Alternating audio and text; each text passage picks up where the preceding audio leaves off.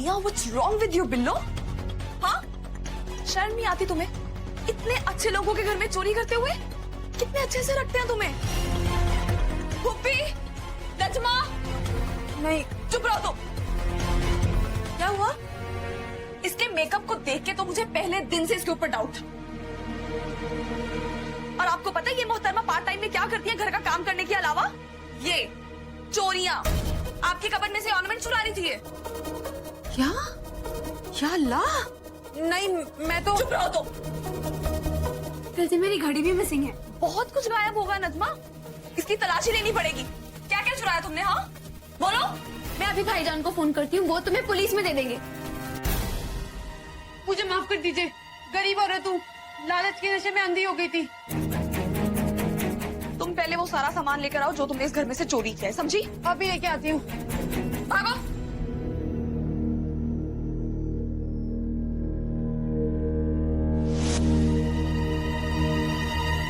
मैं हाथ जोड़ती हूँ, मुझे पुलिस के हवाले मत कीजिए। पूरा एपिसोड देखिए ZEE5 पर।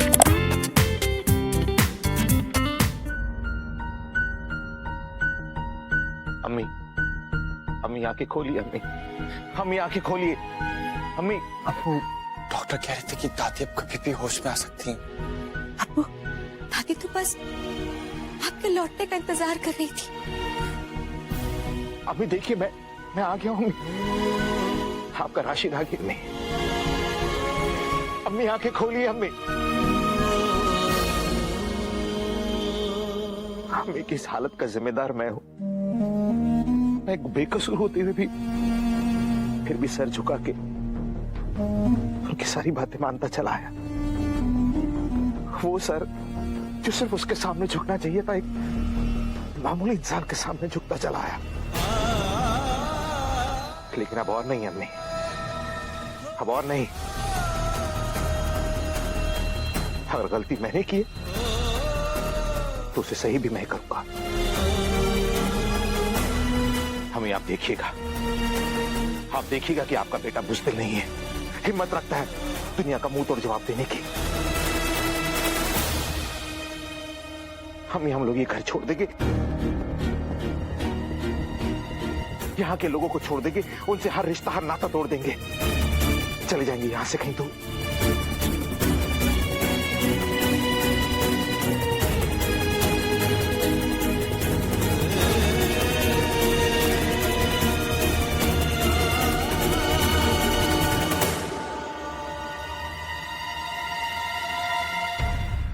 आप लोगों ने मुझे गुलाम बना कर रखा, मुझसे हर गलत काम करवाया और खुद अपने गले में ईमान की तख्ती लटकाए घूमते रहे।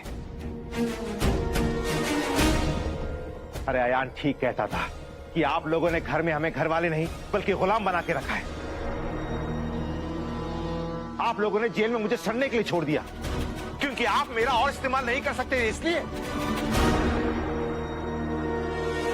सुन रही हो शिरीन, तुम्हारा शौहर हमसे कैसे जुबान दराजी कर रहा है?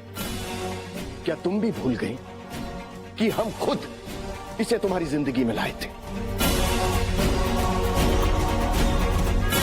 वरना आज तुम्हारी हालत दिलशाद की जैसी होती और उसकी जगह तुम जीते जी एक बेवा की जिंदगी गुजार रही होती।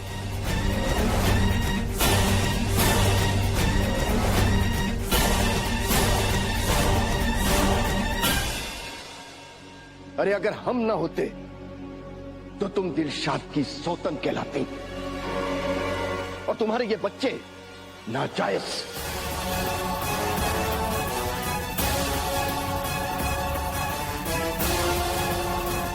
शिरीन, हमने तुम्हारे लिए इतना कुछ किया और तुमने हमें ये जो करते हैं ना भाईजान, वो इस तरह जताते नहीं हैं। आपने मुझ पर बहुत एहसान किए, लेकिन उन एहसानों का बदला मेरे शौहर ने सूद समेत उतार दिया है।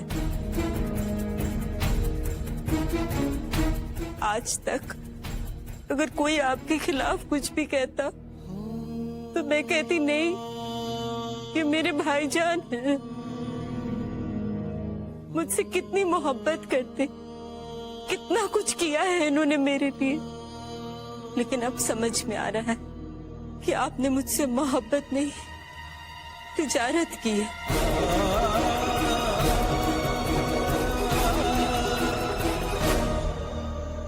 राशिद, अब मैं आपको नहीं रोकूंगी। अब मैं भी ये घर छोड़ने के लिए तैयार हूं।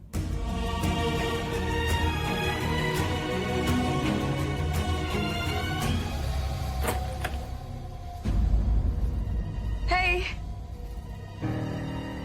कैसा है तुम्हारे पैर का दर्द? तबीयत कैसी है? पहले से बेहतर है।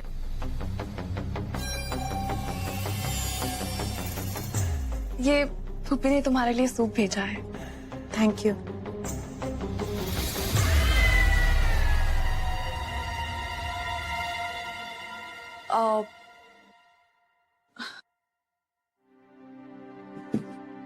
तनवीर, वो सुबह तुमने पीनट वाली सारी गड़बड़ का ब्लेम अपने ऊपर ले लिया।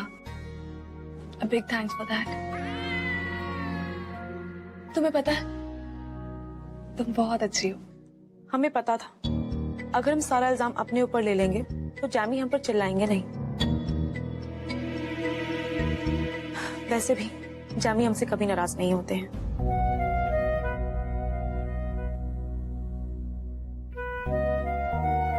सूप के लिए थैंक्स। My pleasure.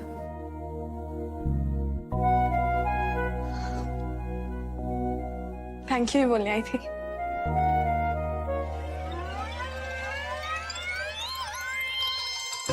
तुम जा रही हो तनवीर? हाँ, जिस काम के लिए आई थी वो तो पूरा हो गया है, तो अब तो जाना ही पड़ेगा।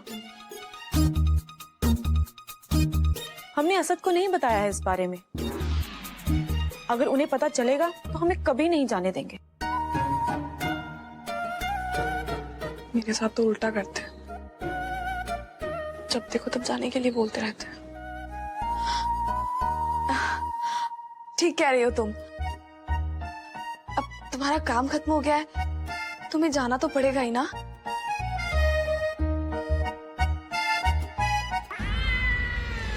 रज़िया,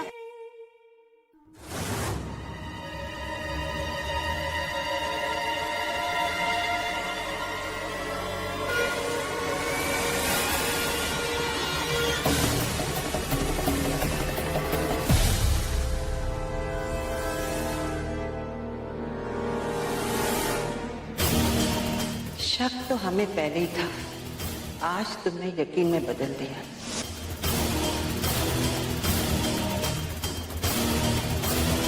हम पूरी दुनिया के सामने तुम्हारी सच्चाई ला कर रहेंगे, याद रखना।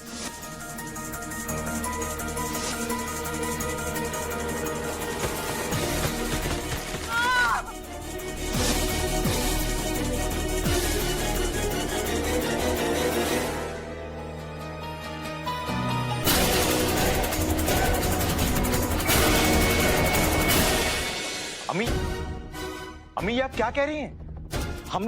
हम सच कह रहे हैं राशिद।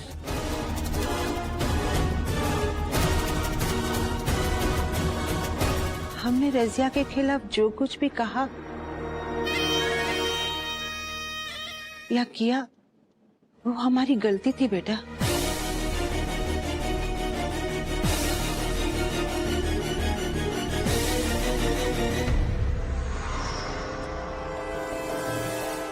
हमने रज़िया को समझने में बहुत बड़ी भूल की बेटा।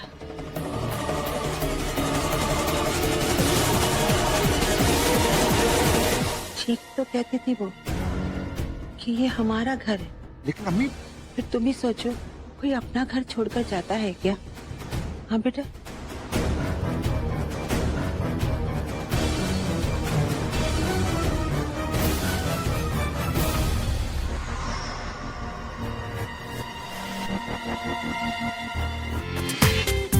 पूरा एपिसोड देखिए ZEE5 पर।